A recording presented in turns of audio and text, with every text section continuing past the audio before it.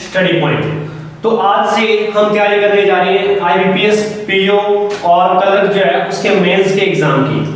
तो उसमें जो हमारा जो पार्ट रहेगा वो रहेगा आपका जनरल अवेयरनेस, और जो बैंकिंग अवेयरनेस है उसको बिल्कुल अच्छी तरीके से तो तैयार कर लेना, जिससे आपका 90% जो है वो एग्जाम के अंदर पार्ट बने। तो आज हम बात करने जा रहे हैं बैंक के इतिहास के बारे में। जो बैंक है उसका थोड़ा सा हम बेसिक इतिहास पढ़ लेते हैं, जिससे कि है एक क्वेश्चन आपका 100% आने के चांसेस रहते हैं। तो बैंक हम किसको कहते हैं? बैंक देखिए, एक जो बैंक का जो काम होता है वो एक्चुअली क्या होता है, इनकम जो है आपकी जो इनकम है उसको वो क्या करता है, डिपॉजिट करता है। आपकी कोई भी इनकम है, जो एक्स्ट्रा इनकम है, बचत है, उसको वो क्या करता है, डिपॉजिट करता है। और जो व्यक्ति जिसे जरूरत है या तो बिजनेस चलाने के लिए या किसी और पर्पस से उसको अगर जरूरत है तो वो बैंक से क्या ले सकते हैं, लोन ले सकते हैं। क्लियर है? इसे हम आउट कहते हैं और इसे हम क्या कहते हैं, इन। यानी इनका मेन जो काम है बैंक का वो कैश को इन करना और कैश को आउट करना, ये मेन जो पर्पस होता है बैंक का। लेकिन सभी ये काम करे इसको हम क्या नहीं कह सकते, बैंक नहीं कह सकते। काफी संस्थाएं ऐसी भी है जो पेमेंट लेती है, इनकम डिपॉजिट करती है और लोन प्रोवाइड करती है, वो बैंक नहीं है। बैंक की एक परिभाषा इसमें ऐड कर दिया जाता है इन दोनों चीजों के साथ साथ। उसमें क्या ऐड होना चाहिए, वो होना चाहिए कि बैंकिंग जो एक्ट है, बैंकिंग रेगुलेटिंग जो एक्ट है 1949 के अधीन आना चाहिए। वो बैंकिंग एक्ट जो है 1949 उसके अधीन में आना चाहिए, तब वो एक संस्था जो है वो बैंक कहलाती है। तो बैंक के अगर इतिहास के बारे में बात करें तो सबसे पहले करें हम बैंक की, सबसे पहले जो बैंक बना वो कौन सा बना था। तो भारत का अगर पूछे, भारत में बना हुआ, भारत का नहीं, भारत में बना हुआ पहला बैंक कौन सा है, तो वह बैंक ऑफ हिंदुस्तान। कौन सा बैंक है? बैंक ऑफ हिंदुस्तान जो है वो भारत में बना हुआ पहला बैंक है, बैंक ऑफ हिंदुस्तान। और कब बना था? 1770 के अंदर ये पहला बैंक बनता है। क्योंकि जब ईस्ट इंडिया कंपनी आती है तो वो जो भारत के जो डिपॉजिट करती थी यूएसए में, ये जो पेमेंट लेती थी और ये मतलब कहां पर एक्सपोर्ट करते थे अमाउंट को, तो यूएसए को ये अमाउंट भेजते थे। क्लियर है? कब बैंक ऑफ हिंदुस्तान बना, कब? 1770 में। और ये जो मेन जो कार्य है ये क्या करता था, पेमेंट को डिपॉजिट करता और लोन प्रोवाइड कराता था। ये जो बैंक है ये किन के द्वारा खोला गया था? ईस्ट इंडिया कंपनी द्वारा। किसके द्वारा? ईस्ट इंडिया जो कंपनी, उसके द्वारा ये बैंक ओपन किया गया था। कौन सा? Bank of Hindustan. अब हम बात करेंगे कि भारत का पहला बैंक कौन सा था। पॉइंट नोट करना, अगर पूछे कि भारत का पहला बैंक कौन सा था तो वो था bank of West Bengal. Bank of West Bengal जो है वो भारत का पहला बैंक बना और इसका बाद में नाम जो है वो रीनेम कर दिया गया। किस नाम से? Bank of Kolkata. Bank of Kolkata के नाम से जाना जाने लगा इसको, बैंक ऑफ वेस्ट बंगाल। और ये कब बना? ये जो बना आपका 1809 के अंदर बनता है। कब बनता है? 1809। ये था भारत का पहला बैंक। कौन सा? Bank of West Bengal. और बाद में इसका नाम कर दिया गया बैंक ऑफ कोलकाता। तो इसके बाद हम बात करेंगे कि भारत के दूसरा जो बैंक बना वो कौन सा बना। तो सेकंड जो बैंक बना वो आपका बना बैंक ऑफ, सेकंड जो बैंक बना वो बना bank of Bombay. Bank of Bombay जो बनता है वो आपका बनता है कब? 1840 में। 1840 में भारत का सेकंड बैंक बनता है। कौन सा? Bank of Bombay. अगर थर्ड बैंक की बात की जाए तो थर्ड जो बैंक बनता है वो आपका बनता है bank of Madras. Bank of Madras. और ये कब बनता है? तो ये बनता है 1843 में। तो भारत के पहले तीन बैंक आप याद रखना कब बने। पहला बैंक बना बैंक ऑफ वेस्ट बंगाल यानी कोलकाता 1809 में। सेकंड वन जो बना बैंक ऑफ बॉम्बे 1840 में। और थर्ड वन जो बना बैंक ऑफ मद्रास 1843 में। इस चीज के साथ ये मोस्ट इंपोर्टेंट पार्ट जो है वो आप नोट कर लीजिए स्टार लगाकर। अगर पूछे कि भारत का पहला कॉमर्शियल बैंक कौन सा था, भारत का पहला कॉमर्शियल बैंक पूछे तो आपका आंसर क्या होगा, इलाहाबाद बैंक। इलाहाबाद बैंक जो है वो भारत का पहला भारत का फर्स्ट कॉमर्शियल बैंक था इलाहाबाद बैंक। और कब बनता है, तो ये बनता है आपका 1865 में। कब बनता है, 1865 में। भारत का पहला कमर्शियल बैंक जो है इलाहाबाद बैंक कब बनता है, 1865 में। तो बैंक के बारे में इतिहास में पढ़ा कि भारत में पहला बैंक कौन सा था, तो बैंक ऑफ हिंदुस्तान कब बना, 1770 में। क्लियर है। भारत का पूछे तो भारत का पहला बैंक यानी स्वदेशी बैंक जो था बैंक ऑफ वेस्ट बंगाल यानी कोलकाता में कब बना, 1809 में। इसका रीनेम अब चेंज कर दिया गया था, तो किस नाम से जाना जाता है इसको बाद में, कोलकाता से। क्लियर है। फिर बना आपका बैंक ऑफ बॉम्बे 1840 में, और फिर बना बैंक ऑफ मद्रास 1843 में, और फिर भारत का पहला कमर्शियल बैंक बना इलाहाबाद बैंक। और ये फोर्थ भी है, भारत का चौथा बैंक भी पूछे तो भी कौन सा है, इलाहाबाद बैंक। और कब बना, 1865 में। क्लियर है यहाँ पर। अब अभी हम बात करेंगे आरबीआई के बारे में। आरबीआई जो है उसकी जरूरत क्यों पड़ी। देखिए यंग हिल्टन आयोग था, एक हिल्टन यंग जो है ये एक कमीशन आया था, आयोग आया था। इसने कहा था कि जो बैंक जैसे बैंक ऑफ कोलकाता और बैंक ऑफ बंगाल जो है या बैंक ऑफ मद्रास जो है, ये जो बैंक जो है पेमेंट इकट्ठी करते हैं। क्लियर है। और ये कहीं डिपॉजिट करते हैं पेमेंट को, ये अपने प्रॉफिट के लिए कार्य कर रहे थे। इनके ऊपर कोई मुख्य व्यक्ति नहीं था, कोई मुख्य संस्था नहीं थी जो इनको क्या करे, कंट्रोल करे।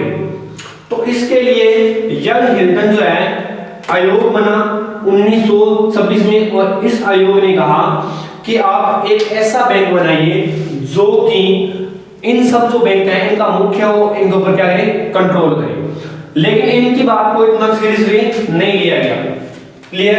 तो उसके बाद भी ये जो बाकी जो बैंक हैं वो कहां पर सेंड करते रहे, यूएसए में भेजते रहे अपनी पेमेंट को। एक्सपोर्ट जो है अमाउंट का वो करते रहे कहां पर, यूएसए में।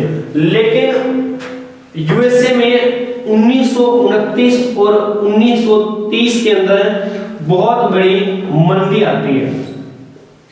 क्लियर।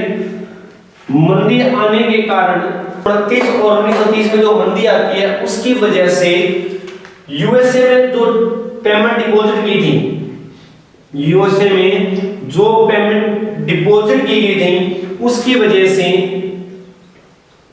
काफी जो बैंक हैं वो क्या हो गए थे, दिवालिया घोषित हो गए थे। भारत के काफी जो बैंक है वो दिवालिया घोषित हो गए। इसका मतलब क्या हुआ कि उनके पास पेमेंट वापस रिटर्न नहीं आई। क्लियर है। क्योंकि वहां पर क्या आ चुकी थी, मंदी आ चुकी थी। तो फिर इस बात को दोबारा गौर किया गया। हिल्टन यंग आयोग जो कमीशन 1926 में उसने बताया था, उस बात को दोबारा रिवाइज किया गया। तो हम उसने देखा कि 1934 के अंदर इस बात को क्या किया गया, लागू किया गया। और इस बात को लागू करने के साथ रिजर्व बैंक ऑफ इंडिया जो है वो होंद में आता है। 1934 में आरबीआई जो है वो 1934 में होंद में आता है। और इसकी स्थापना मुझसे आपसे कब होती है, तो इसकी स्थापना होती है 1 अप्रैल 1935 को। देखिए RBI reserve bank of India के अगर आपसे पूछे कि स्थापना कब होती है, तब होती है 1 अप्रैल 1935 को। और एक्ट पूछे कि किस अधिनियम से होती है, तो आरबीआई की जो स्थापना होती है वो एक्ट जो है आपका वो है 1934। दोनों बातों का ध्यान रखना। अगर पूछे कि किस आयोग से होती है तब तो आ जाएगा हिल्टन यंग आयोग। क्लियर है। अगर पूछे कब होती है तो 1 अप्रैल 1935। और ये पूछे कि आरबीआई एक्ट किस, जो आरबीआई बना वो किस एक्ट के अधीन बना, तो 1934। क्लियर है। आफ्टर दैट क्या हुआ कि आरबीआई जो 1934 में बना था तब इसका हेडक्वार्टर जो था वो था 1935 में जब बना, हेडक्वार्टर कब कहां था, कोलकाता। क्लियर है। जब काफी बार पूछा गया क्वेश्चन है कि जब RBI reserve bank of India बना तो इसका जो हेडक्वार्टर है वो कहां पर था, कोलकाता में। लेकिन 1937 के अंदर जो है वो इसका जो हेडक्वार्टर है वो ट्रांसफर कर दिया गया कहां पर है, मुंबई। क्लियर है। एट प्रेजेंट आपसे पूछे कि RBI reserve bank of India जो है उसका हेडक्वार्टर कहां पर है, तो कहां पर है, मुंबई। क्लियर है। नेक्स्ट इसमें अगर आप बात करें आरबीआई में, तो आरबीआई का अगर राष्ट्रीयकरण पूछे आपसे, क्या पूछे, आरबीआई का राष्ट्रीयकरण जो है वो कब हुआ, तो वो हुआ 1 जनवरी 1949। 1 जनवरी 1949 को आरबीआई जो है इसका क्या होता है, राष्ट्रीयकरण होता है। राष्ट्रीयकरण का मतलब क्या होता है कि राष्ट्रीयकरण का मतलब ये हुआ कि इसके पास अथॉरिटी आ जाती है किस चीज की, पेमेंट को। पहली बात तो बाकी जो बैंक है इनके नीचे काम करेंगे, ये होगा आपका मुख्य bank. Reserve bank of India जो है वो आपका क्या होगा, मुख्य बैंक होगा, और बाकी जो बैंक है वो इससे क्या करेंगे, अंडर काम करेंगे। जब 1935 में जब ये बना था तब इसमें जो भारत की गवर्नमेंट है उसका जो हिस्सा था वो क्या था, ओनली 10% था, और बाकी जो प्राइवेट सेक्टर है उनका जो हिस्सा था प्राइवेट सेक्टर का वो कितना था, 90% था। क्लियर है। अब सरकारी बैंक हम उसको कहते हैं जिसमें गवर्नमेंट का हिस्सा क्या हो, अधिक हो, लेकिन यहाँ पर क्या था, कम था। तो ये बात तब सामने आती है जब 1948 के अंदर 1948 जो है उसके अंदर आरबीआई के अंदर जो डिपॉजिट थे, जो शेयर थे, वो किसने परचेज कर लिए थे, तो वो गवर्नमेंट जो है उसने क्या कर लिए थे, परचेज कर लिए थे सारे शेयर। तब 1 जनवरी 1949 को आरबीआई का क्या होता है, राष्ट्रीयकरण होता है। क्लियर है। तो आरबीआई का राष्ट्रीयकरण पूछे कब होता है, 1 जनवरी 1949 को। अगर पूछे कि आरबीआई के पहले भारतीय गवर्नर कौन थे, मोस्ट इंपोर्टेंट क्वेश्चन बनता है ये कि रिजर्व बैंक ऑफ इंडिया के पहले गवर्नर कौन थे, भारतीय गवर्नर, तो उसका नाम है सीडी देशमुख। उनका नाम क्या है, सीडी देशमुख जी जो है वो भारत के पहले RBI reserve bank of India के पहले क्या थे, गवर्नर। सीडी देशमुख जी जो है वो रिजर्व बैंक ऑफ इंडिया के पहले भारतीय गवर्नर थे। क्लियर है, सीडी देशमुख। अब हम बात कर लेते हैं कि आरबीआई के अंदर जो है अंडर में किन किन बैंकों का राष्ट्रीयकरण हुआ। तो आरबीआई के अंडर में 1969 को 14 बैंकों का राष्ट्रीयकरण हुआ। कितने बैंकों का, 14 बैंकों का राष्ट्रीयकरण हुआ। क्लियर। और 1980 के अंदर 6 और बैंकों का राष्ट्रीयकरण होता है 1980 के अंदर। कितने बैंकों का, 6 और बैंकों का राष्ट्रीयकरण होता है।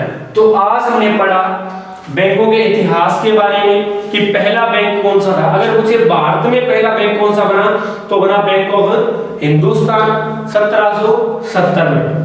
लेकिन पूछे कि भारत का पहला बैंक कौन सा था, तो आपका आंसर क्या होगा, बैंक ऑफ वेस्ट बंगालिया कोलकाता। क्लियर है, कब, 1809 में। तो इन चीजों का ध्यान रखना है। फिर हमने किया RBI reserve bank of India, इसकी स्थापना यंग हिल्टन यंग आयोग जो कमीशन है उसके अधीन हुई। ये वैसे कमीशन 1926 के अंदर आया था। क्लियर है, लेकिन तब इसको अप्लाई नहीं किया गया। उसके बाद पेमेंट जो भेजते रहे 1930 में मंदी के कारण यूएसए से पेमेंट वापस नहीं आई। फिर ये सोचा गया कि ये जिम्मेवारी किसी बैंक की मुख्य की लगाई जाए। क्लियर है। फिर 1934 के अंदर इस आयोग को मतलब अप्लाई किया गया और आरबीआई की स्थापना की गई रिजर्व बैंक ऑफ इंडिया की 1 अप्रैल 1935 को। किस एक्ट के अधीन, तो रिजर्व बैंक ऑफ इंडिया 1934 के अधीन। हेडक्वार्टर पहले कहां था, कोलकाता, और 1937 के अंदर जो हेडक्वार्टर है वो कहां पर कर दिया गया, मुंबई। फिर बात कर लेते हैं कि आरबीआई के अंदर जो पूरी गवर्नमेंट का हो गया था वो 1948 के अंदर हो गया था। तब RBI reserve bank of India का 1 जनवरी 1949 को क्या कर दिया गया, राष्ट्रीयकरण कर दिया गया।